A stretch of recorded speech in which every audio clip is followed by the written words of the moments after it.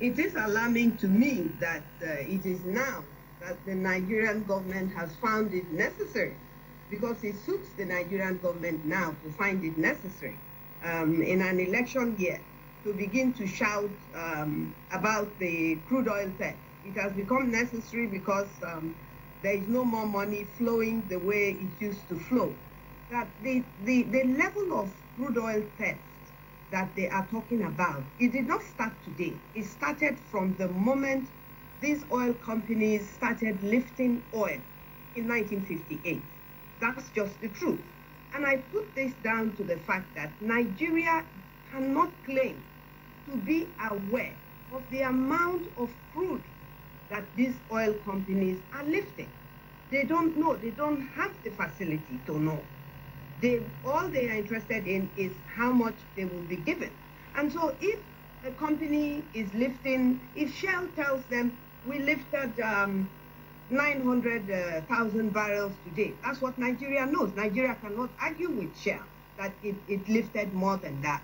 So for me and for the Niger Delta people, whose major issue is the environmental devastation we have suffered since the lifting of crude oil, and the gas flaring, and the fact that our resources is carted away from our land, first by the federal government and second by their partners, the oil companies, who are still making money from the theft of crude oil. The Navy is in Bayelsa, is in Delta. So when you ask me who the federal government should be questioning, because the federal government should be questioning the Navy, the Air Force, because these days you can use drones to even look into somebody's home from America if you have the right drone. So let's not pin this on the Niger Delta. If the government gives these people license and give them terms and regulations to refine crude properly, they will buy the crude, and you can do it, I can do it,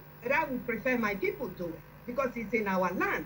But the reality is that the government cannot pretend to tell me that drink this polluted water, that inhale the polluted air, that it is only just waking up to the fact that there are high place cartels in Abuja, in Notre Dame, in America, all over the world, that are part of this looting and the stealing of the Niger Delta oil, first by a stroke of pen through the Constitution of Nigeria, and second of all by criminals who are stealing. First and foremost, you cannot own what is in somebody else's land. The mere fact, the problem of these issues go back to the reality that this crude oil belongs to the people on whose land this crude oil is. That's just the truth. Now, if you're not willing to address that, then you're not willing to address the issue of crude oil theft. Ownership of this crude oil, ownership of these resources should be resolved once and for all. We own the crude oil, not the Nigerian government. We own it. Let us discuss ownership.